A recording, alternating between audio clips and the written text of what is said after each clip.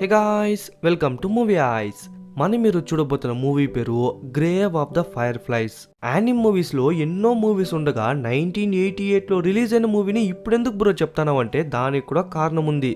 నేను నా లైఫ్ లో 500-600 హాలీవుడ్ మూవీస్ చూసింటాను, 10-15 వెబ్ సిరీస్ చూసింటాను, 100-150 యానిమేషన్ మూవీస్ చూసింటాను, ఒక 100 యానిమ్ మూవీస్ చూసింటాను, తెలుగు సినిమాలు తమిళ సినిమాలు అయితే లెక్క లేకుండా చూసింటాను.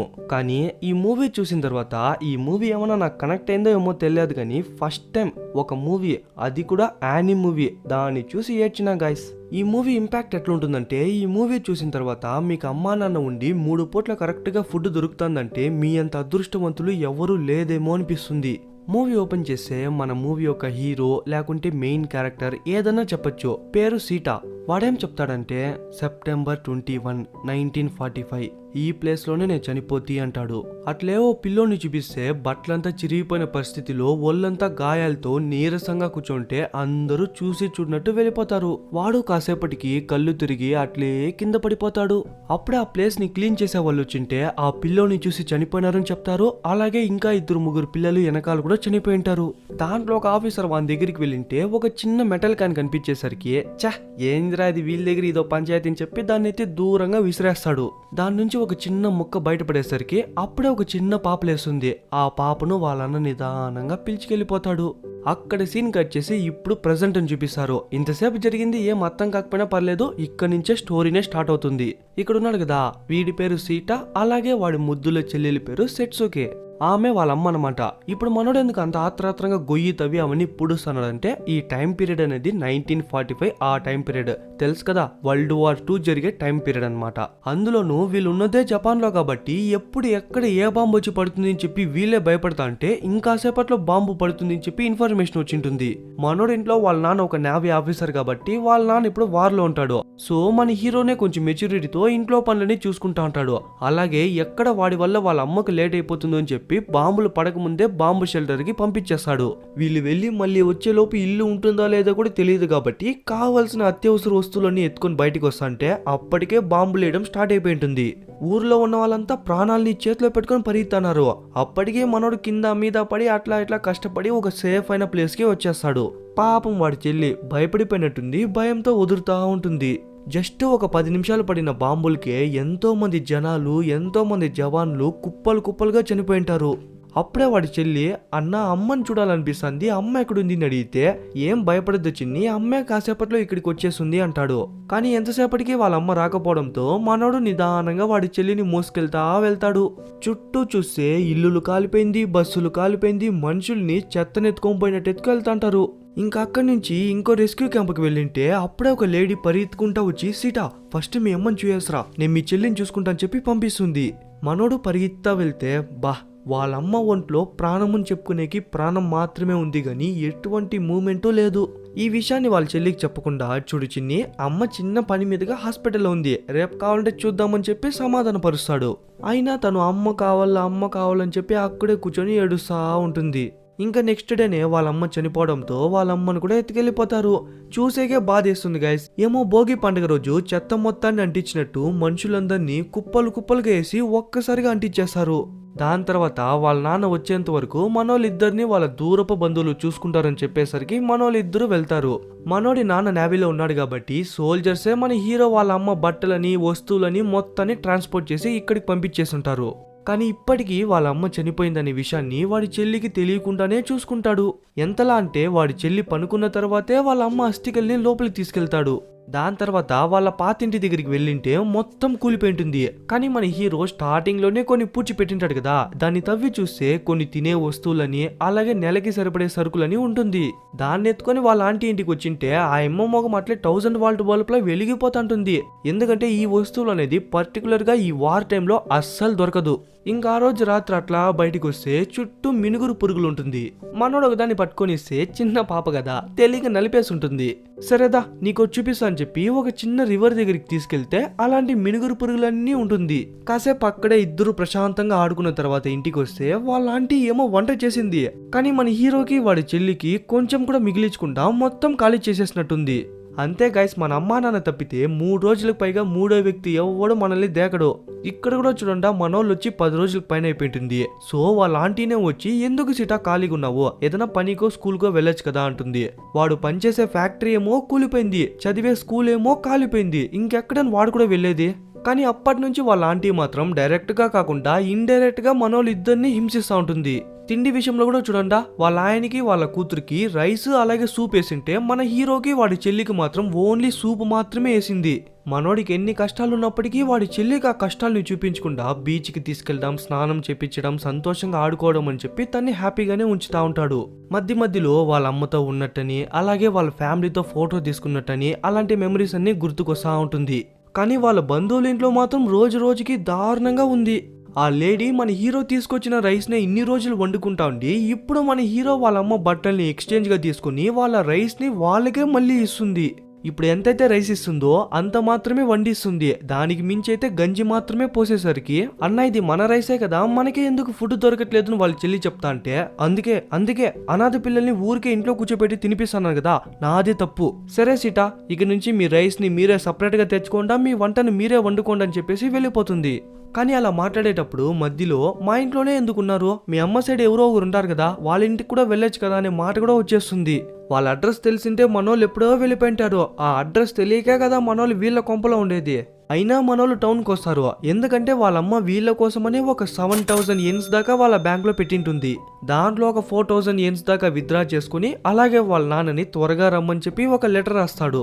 ఇంకా విత్డ్రా చేసుకున్న డబ్బులతోనే కావాల్సినంత బియ్యము అలాగే వంట వండుకునే కావాల్సిన పాత్రల్ని కూడా కొనుక్కుంటారు. ఎంత తీసుకున్నప్పటికీ వేరే దారి లేక మళ్ళీ వాళ్ళ ఇంటికే వెళ్తారు. కానీ ఆ రోజు నుంచి మన హీరోకి అలాగే వాడి చెల్లికి మాత్రం సపరేట్ గా వంట వండుకుని తింటా అంటారు. వీళ్ళు మాత్రం తక్కువ కాదులేండి, మనోళ్ళు వాళ్ళతో తినలేదని తెలిసిన వెంటనే రకరకాలుగా చేసుకుని తింటా అంటారు.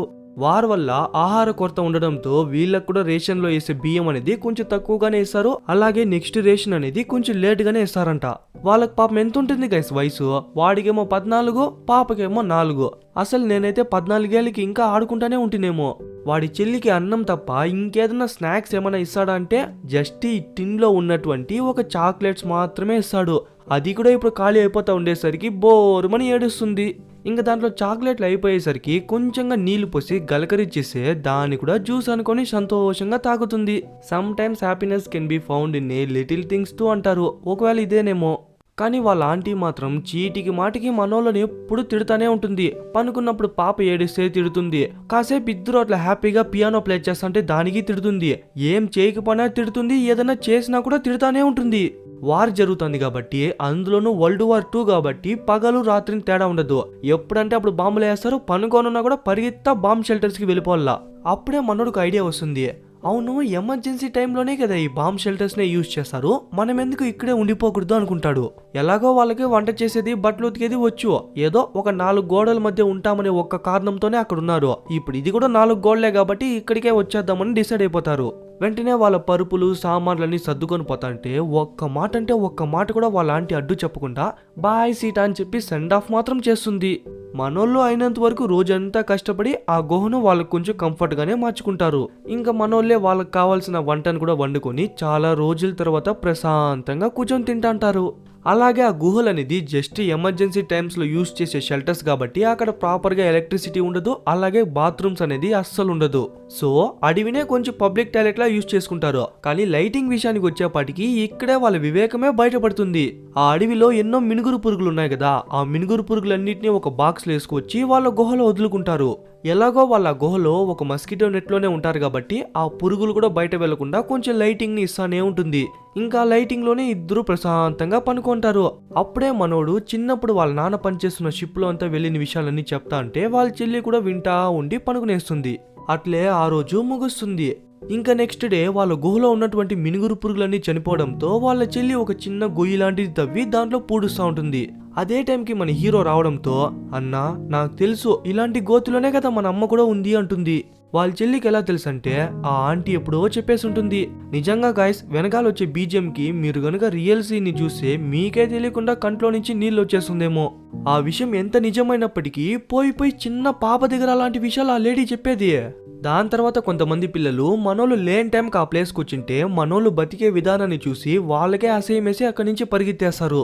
అంటే కొంచెం అన్హైజీన్ గా అలాగే సామాన్లు ఎక్కడంటే అక్కడ ఉండడంతో మనకే కొంచెం చెత్తగా అనిపిస్తుంది. బట్ వాళ్ళ వయసుకి అది ఎంతో గొప్పే గైస్. అట్లే ఈ పక్క చూపిస్తే మనోడు అయినంత వరకు వాని దగ్గర ఉన్నటువంటి డబ్బులతో సామాన్లతో ఇన్ని రోజుల దాకా బియ్యాన్ని కొని వండుకొని వచ్చింటాడు. కానీ ఇప్పుడు చేతిలో చిల్లి గవ్వ లేకపోయేసరికి ఏమైనా రైస్ ఇస్తారేమో అని చెప్పి ఒక ఆయన దగ్గరికి వచ్చింటే ఆయనకి ఇవ్వాలనే ఉంది. బట్ ఇప్పుడున్నటువంటి ఫుడ్ క్రైసిస్ వల్ల వాళ్ళకే సరిపోదని చెప్పి పంపించేస్తాడు. ఇంకేం చేసేది తోచిక బెంగతో వస్తా అంటే అదే టైంకి ఒక ఫ్లైటర్ జెట్ వచ్చేసరికి వాళ్ళ ప్రాణాలు కాపాడుకునేకి అక్కడి నుంచి ఒక టమాటా తోటలోకి దూకేస్తాడు. ఇప్పుడే వాడి జీవితంలో ఫస్ట్ టైం దొంగతనం అనే విషయాన్ని వాడికే తెలియకుండా అవసరం కోసం చేస్తాడు. అలా కొన్ని కాయల్ని అక్కడే తినేసి ఇంకొన్ని కాయల్ని ఇంటికి ఎత్తుకెళ్తా అంటే తెలియక వాడి చెల్లి 2-3 కింద పడేయడంతో ఎదురొస్తున్న పోలీస్ ఆఫీసర్ చూసేస్తాడు. వాడిని దాన్ని ఎత్తి చూసేలోపే మన హీరో దాన్ని ఎత్తుకొని పరిగెత్తేస్తాడు. ఒకరోజు మనోడు వాడి చెల్లి తల దువ్వుతా ఉంటే తలంతా పెనులు. పాపకు వాటర్ సెట్ అవ్వలేదా లేకుంటే ఫుడ్ సెట్ అవ్వలేదా అని తెలియదు గాని వెనకాల వీపంతా అలర్జీ అయిపోయి ఉంటుంది. అదే కాకుండా ఒక 2 రోజుల నుంచి వాళ్ళ చెల్లికి మోషన్స్ అని చెప్పేసరికి వాళ్ళ చెల్లి కోసమని ఒక చిన్న చెరుగడ్డను ఎత్తుకొని వచ్చేకపోయింటే అదే టైంకి ఆ ల్యాండ్ లార్డ్ వచ్చేసరికి మన హీరోని పట్టుకొని కొట్టేదే కాక మిగతా కాయలు వాళ్ళ గుహలో కనిపించేసరికి మన హీరోని కొట్టి మరీ పోలీస్ స్టేషన్ కి లాకెళ్ళిపోతాడు. పాపం వాడి చెల్లి ఏడుసా వదిలేండా అని చెప్తా ఉంటుంది. ఆయన మరెక్కడో పిలుచుకురాలేదు. మన హీరో ఫస్ట్ టైం దొంగతనం చేసినప్పుడు కొన్ని కాయలు కింద పడిపోయింటే ఒక పోలీస్ ఆఫీసర్ చూసింటాడు కదా, ఆ పోలీస్ ఆఫీసర్ ఉన్నటువంటి పోలీస్ స్టేషన్ కే పిలుచుకొచ్చింటాడు. ఆయన మొత్తం చెప్పిన తర్వాత చూడండియ్యా, ఆ పిల్లోడు చేసింది తప్పే, ఆ విషయాన్ని వాడు ఒప్పేసుకున్నాడు. కానీ ఒక మైనర్ ని ఇంతలా కొట్టడం అనేది పనిషబుల్ అఫెన్స్ అని చెప్పేసరికి ఆయన అక్కడి నుంచి పరిగెత్తేస్తాడు. మేబీ ఆ పోలీస్ ఆఫీసర్ కి మన హీరో వాళ్ళ నాన్న ఒక నేవీ సోల్జర్ అని తెలుసో ఏమో, అందుకనే మన హీరో పైన ఎటువంటి కేసులు వేయకుండా చూడనన్నా ఇంకోసారి ఇలాంటివి ఏది రాకుండా చూసుకొని చెప్పి కొన్ని మంచి మాటలు చెప్పి పంపించేస్తాడు. పాపం వాడి చెల్లి అన్నకేమైంది, అన్న నా వల్లే కదా లోపలికి వెళ్ళినాడు అని చెప్పి బాధపడతా అంటే అప్పుడే వాళ్ళ అన్న కూడా వస్తాడు. అప్పటి నుంచి మన హీరో పొలాల్లో దొంగతనం చేసేది ఆపేసుంటాడు, కానీ ఇళ్లలో దొంగతనం చేసేది స్టార్ట్ చేసింటాడు. మామూలుగా ఫైటర్ జెట్స్ వచ్చినప్పుడు అవి బాంబులు వేస్తాయి కదా, అలాంటి టైంలో జనాలందరూ వాళ్ళ ప్రాణాలని గుప్పెట్లో పెట్టుకుని అక్కడి నుంచి పరిగెత్తా బాంబు షెల్టర్స్కి వెళ్తారే గానీ ఎవ్వరు ఇళ్లలో ఉండరు. అలాంటి టైంలో మనోడు వాడి ప్రాణాన్ని అడ్డుపెట్టి ఎవరు లేని ఇంట్లో చొరబడి వాడికి కావాల్సిన ఫుడ్ థింగ్స్ అన్నిటిని ఎత్తుకొచ్చేస్తాడు. అలా ఎత్తుకొచ్చిన ఫుడ్ని వాళ్ళ చెల్లికి తినిపిస్తాడు.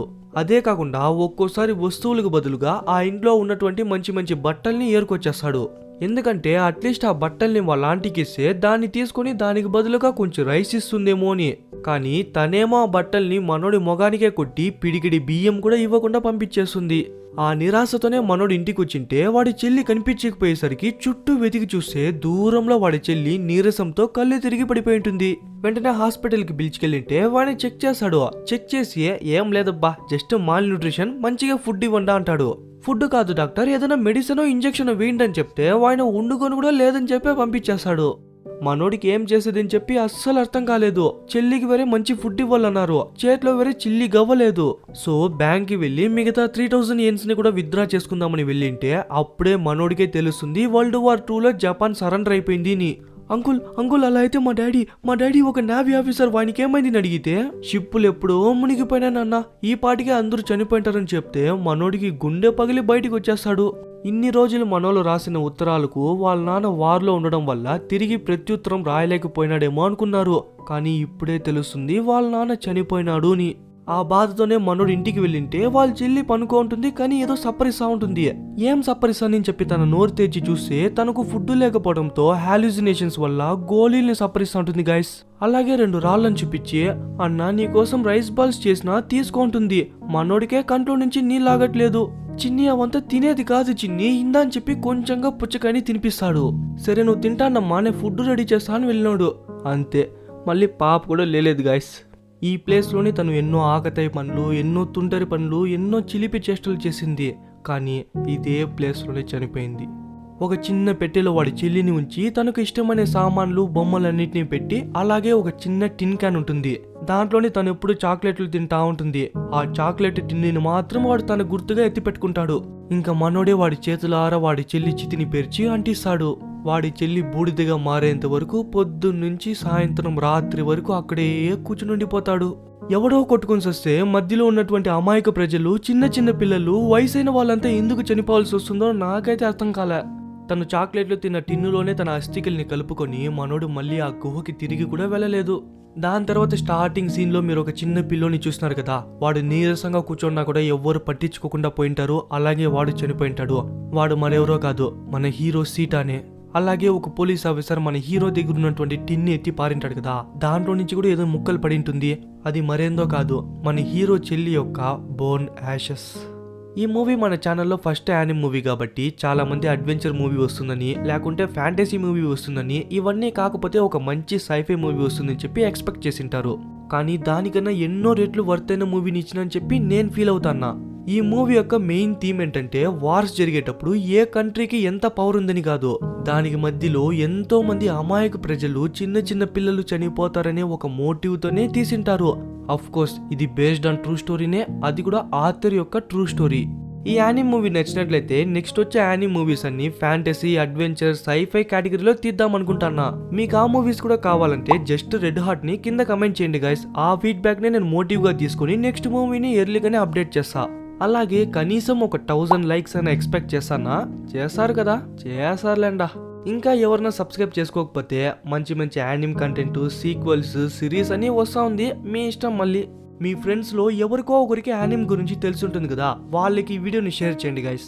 ఫాలో అవ్వని వాళ్ళు ఫాలో అయిపోండి, ముఖ్యంగా వాట్సాప్ లో. ఓకే గైస్, ఇంకో మూవీలో త్వరలోనే కలుద్దాం.